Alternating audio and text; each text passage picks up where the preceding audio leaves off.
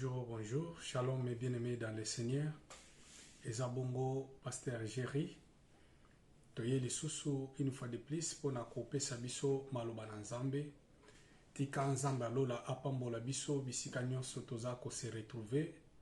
E bandeko nyonso balandaka biso na chaîne na biso ya YouTube Jésus Vainqueur. Tika nzambe apambola bino. Bo continuer toujours na kolandaka maloba na nzambe yango ezali bénédiction pona bomoi na biso pe mabota na biso. Une fois de plus na pesi bino mbote na kombo na Yesu Kristo. Wana lelo to Yesusu na tongo na lelo dimanche ya lelo pona kolobela na par na nzambe. Bien aimé, tolingi toloba eloko moko très important lisusu na kati na makomi na nzambe. Esika wapi tokendeki kozwa mukanda na Galate.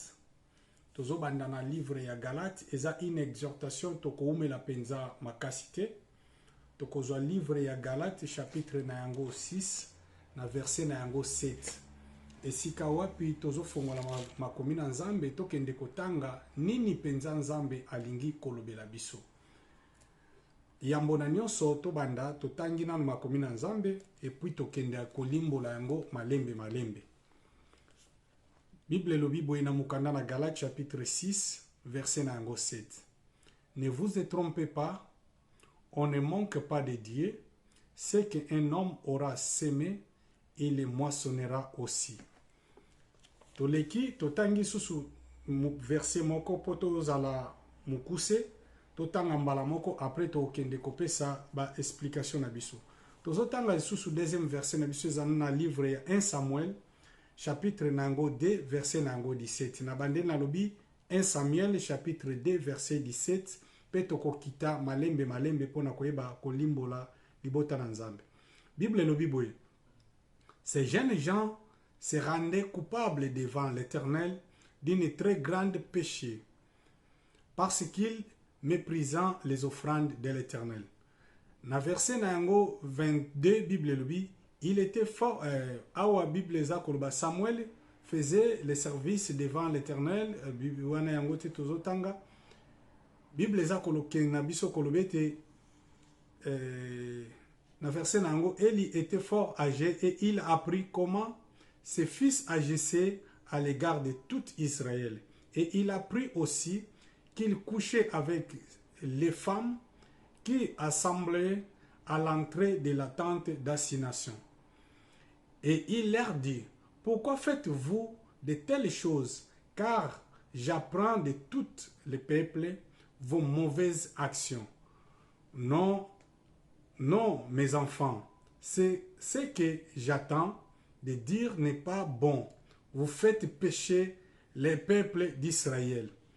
Bible Lobina verset 25. Si un homme pêche contre un autre homme, Dieu le jugera. Mais s'il pêche contre l'Éternel, qui intercédera pour lui, et il n'écoutera point la voix de leur père, car l'Éternel voulait le faire mourir. Shalom bana na nzambe, tozo kende kozwa dernier verset na biso oyo toza ko continuer na yango, na mukanda na Daniel chapitre na yango 5, verset na yango 1 à 4, totangi na kombo na Yesu Kristo. Bible eza koloba na biso boye. Le roi Belchassar donna un grand festin à ses grandes au nombre de 1000 et il but du vin en leur présence. Belchassar, quand il a eu goûté du vin, fit apporter les vases d'or et d'argent que son père Nebuchadnezzar avait enlevé du temple de Jérusalem, afin que le roi et ses grandes, ses femmes et ses concubines s'en servant pour boire. Alors on apporta les vases d'or qui avaient été enlevés du temple de la maison de Dieu à Jérusalem. Et le roi et ses grandes, ses femmes et ses concubines se servant pour boire. Ils buront du vin et ils loueront leurs dieux d'or, d'argent et de l'airain de fer et de bois et de pierre. Verset 5. En ce moment apparut les doigts d'une main d'homme et il écrivant en face du chandelier sur les sceaux de la muraille du palais royal. Le roi vit cette extrémité des mains qui écrivaient. Shalom mes bien-aimés, wana to uti kozwa tangu ya kotanga bekritir na biso oyo to lingi to meka mpe kolimbola panda 10 à 15 minutes. Nini oyo nzambe alingi alobela biso na tongo na lelo. Na kosenga yo zala attentif na bandeko nyonso bakozwa tangu ya kolanda video na biso, bandeko nyonso balandaka biso ozala penza attentif eloko nini to lito loba na tongo na lelo. Naza ko répéter zala attentif yoka mateya na nzambe. Bien-aimé, awa Bible za koloba na biso oyo nyonso mutu akolona yango akobuka. Na mukanda na Galati to bandaki Galati chapitre nango 6 verset 7 kuna Bible za koloba oyo on ne manque pas de dire c'est que l'homme aura semé il moissonnera. Donc oyo nyonso yo kolona na se na mabele okoyeba na kobuka yango. Na mukanda na biso na nzambe parce que ngana zote interpréter o ezali maloba na nzambe koluka kopesa yango penser ya nzambe lingi koloba nini. Et Bible za koloba na biso na mukanda na 1 Samuel kuna baza kotalisa biso Samuel to ndeko oyo Eli azalaki na bana na ye. Et bana ya Eli oyo ezalaki prophète nazolobela Eli te me nazoloba Eli. Eli le prophète oyo azalaki na tango oyo Samuel ayaki kobima lokola serviteur parce que bandeko travailler na temple oyo Eli azalaki. Et Bible lobi bana ya Eli babandeki kokende kosala mobulu na kati ya temple ya Nzambe. Eloko nini lelo na lingi kobenda bana na Nzambe matoi koyeba. Bien-aimé basakanaka na Nzambe te. Soko kena mukanda na Nzambe oyo Bible za koloba na biso soki mutu asumuki liboso na Nzambe akoluka kokende kosenga bolimbisi epai na Nzambe. Epai na donc mutu soki asumuki akoluka kosarrange na mutu. Mutu soki asali mabe contre muninga na ye bakoluka babongisa liboso na Nzambe. Mais soki mutu ake kosumuka liboso na Nzambe akobongisa epai na nani. Bien-aimé basakanaka na Nzambe te. Lelo yo eloko nini tolingi toloba. Lelo yo tozo kumona batu bakomi kozwa Nzambe lokola muninga na bango. Batu bakomi komona biloko ya Nzambe eza su na valeur te. Batu bakomi komona musala na Nzambe eza susu na makasi te. Batu bakomi komona basali na Nzambe baza su na nguya te. Tokomi lelo kosakana na bato basakana na bango te.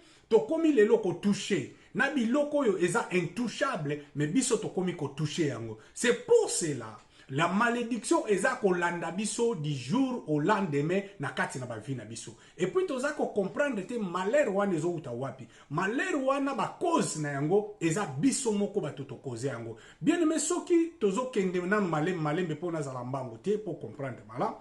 Bien aimé o comprendre que Bible ezolo baba sakana kana Nzambe te.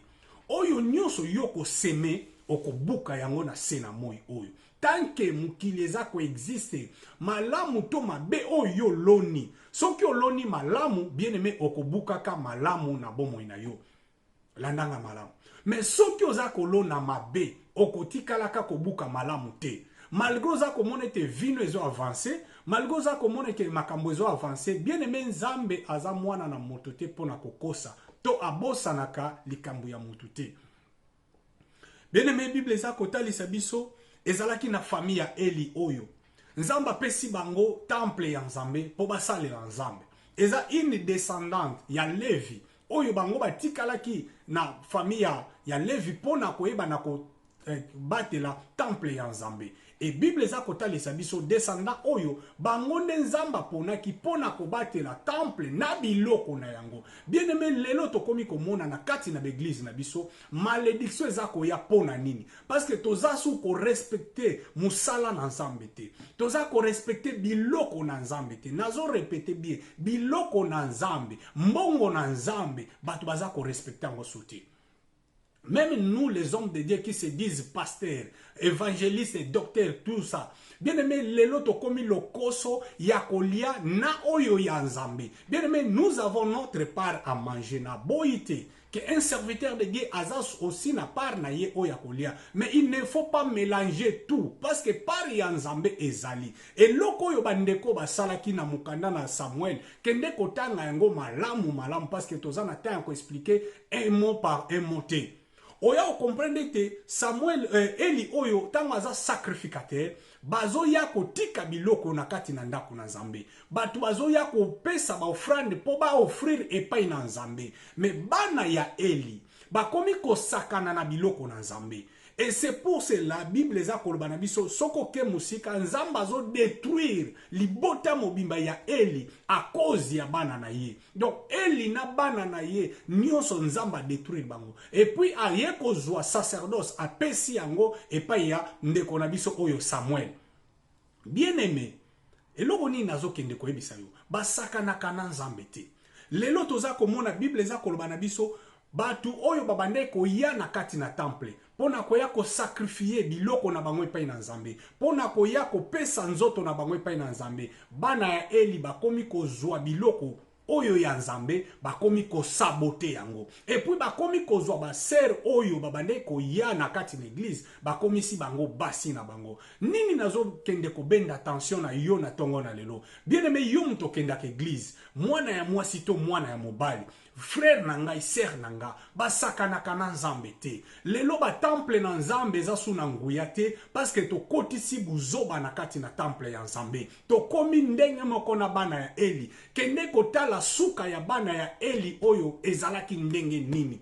Bien aimé Bible lobi bazoko zwa basi oyo babande koya kolala na kati na temple pona koluka elongi na Nzambe. Bango bakomisi bango basi na bango. Bazozwa biloko na Nzambe pona koya kosakana na yango. Bien aimé Nzambe ako frappe biso. Pe toza komona frappe ya Nzambe na kati na bavina biso. Okomone te mutu asambelaka, mutu akendaka toujours église, mais makambo ne evansaka te, ebongaka te pona nini? Parce que asumuka liboso na Nzambe na ba niveau moko eza okoyi ko imaginer te. Bien aimé okokuta bana na Nzambe, frère na sœur ba ye avant kilte, ba komi ko sala buzoba na kati na église.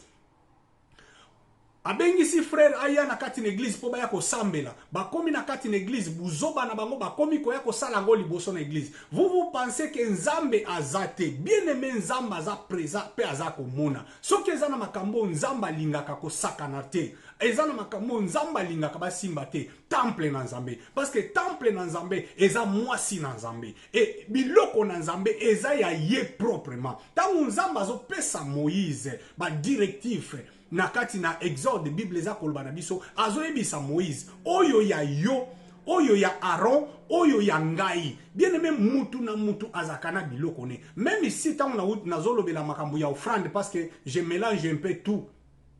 Même ici tant na zolobela makambo ya offrande makambo ni lelo ba pasteur bel et bien aimé bazo avancer te na kati ya ministère parce que le koso eleki.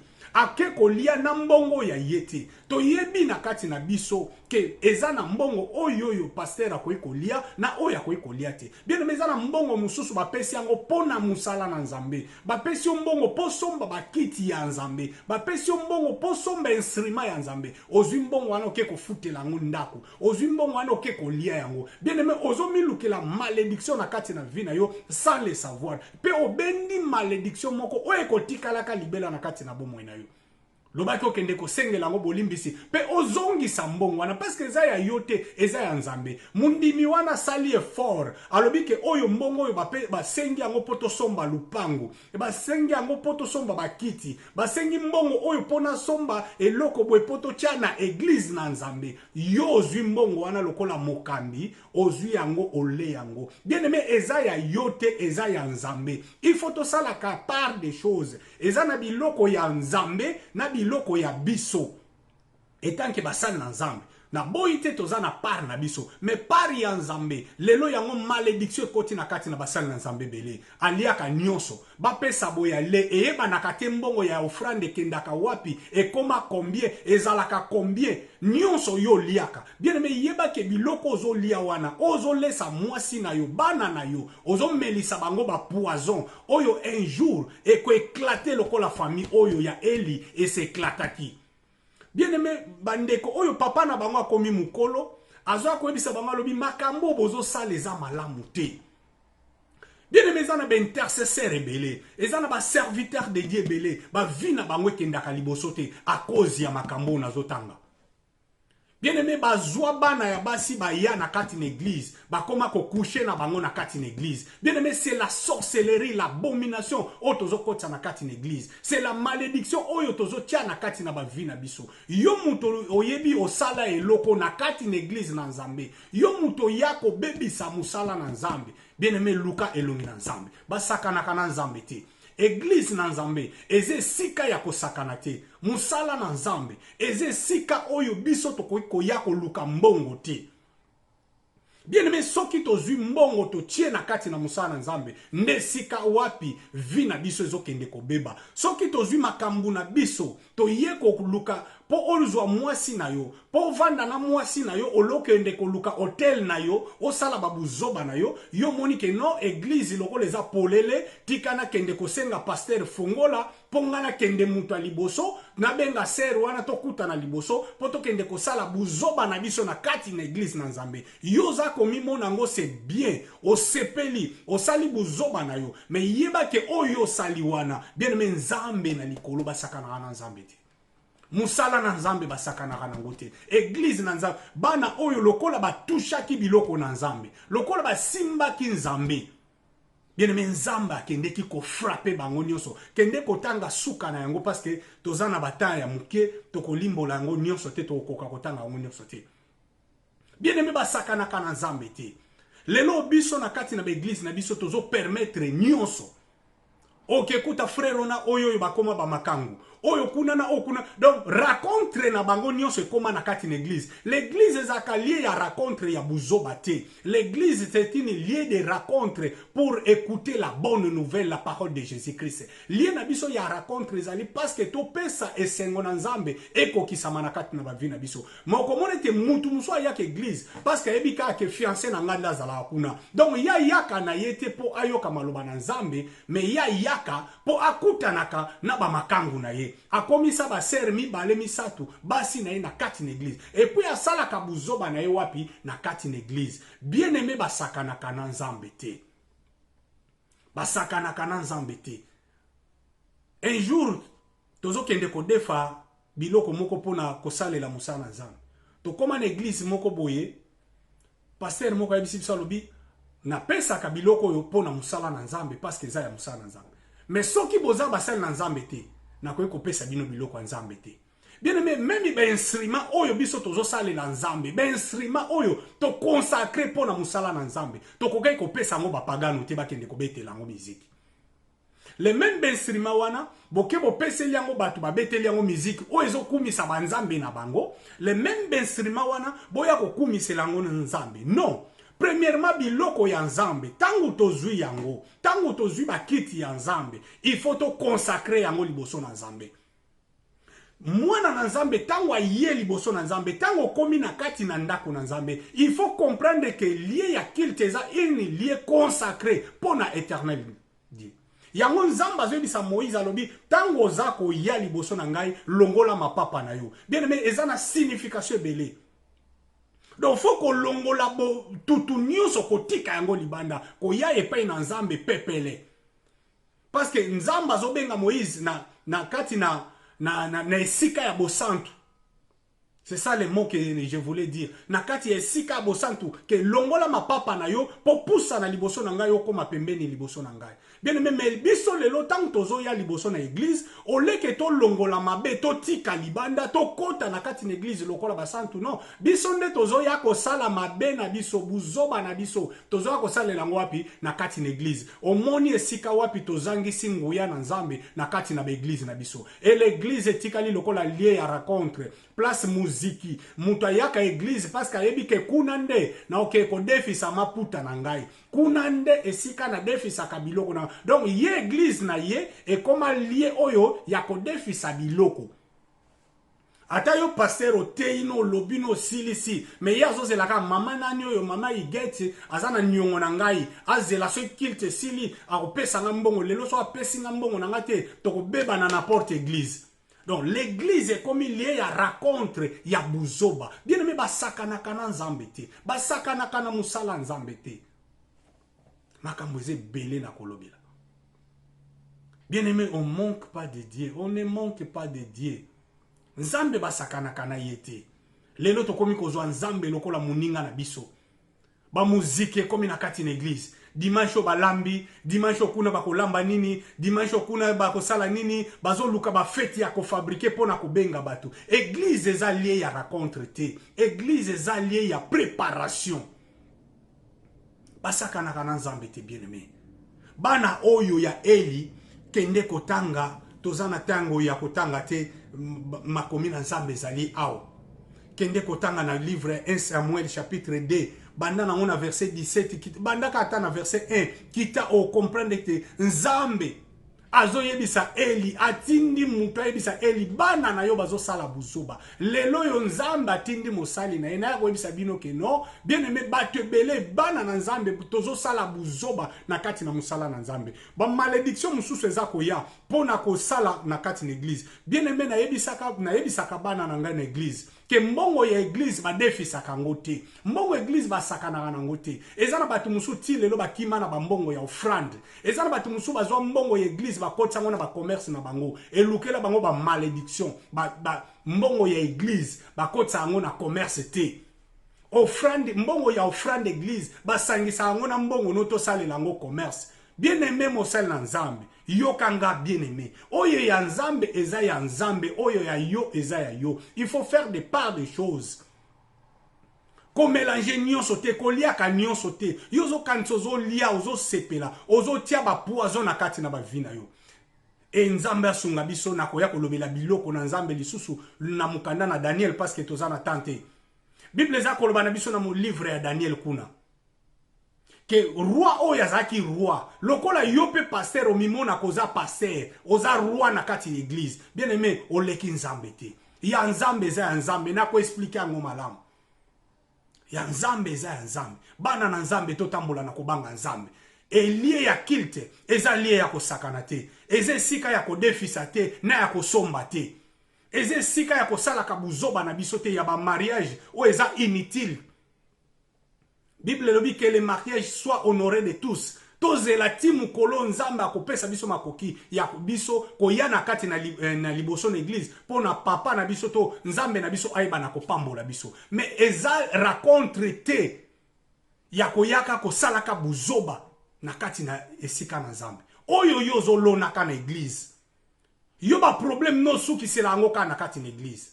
Soko za na likambu na yo na ndaku no oza na problème no na mutu okoya ko fingele na église okoya ko luka ba problème na kati na église yo mutu za ka semer de trouble na kati ya musala na nzambe bien aimé basakana na nzambe te soki biso na biso to swani to ko luka ndeni to ko bongisa mais soko ke ko simba nzambe soko ke ko simba biloko ya nzambe soko ke ko simba batu na nzambe nana lobeli yango kutu te parce que za na batu mususu basimba ka bango te parce que za mutu na nzambe.